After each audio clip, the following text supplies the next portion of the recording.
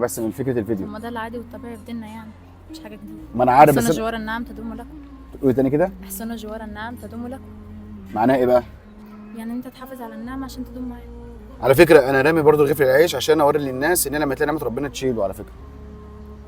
ده الطبيعي يعني، ده ورد عن عائشة رضي الله عنها لما الرسول صلى الله عليه وسلم دخل غرفتها لقى عايش على الأرض فخدوا ومسحوا وكلوا، والرسول عليه الصلاة والسلام غضب، والرسول عليه الصلاة والسلام ما بيغضبش لنفسه، بيغضب لما حرمة من حرمات الله تنتهك.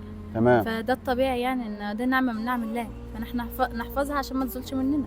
صح. في كمان في سورة الزلزال من يعمل مثقال ذرة خيرا يرى ومن يعمل مثقال ذرة شرا يرى. يعني انا عملت حاجة خير يعني، مش حاجة طبيعي. هو انت حضرتك شكلك مثقفه ولا انت مش تعليمك مثقفة ايه يعني، بس ولا؟ انا ازهرية. وربنا ازهريه، عشان كده بقى بتقولي لي بالدلائل.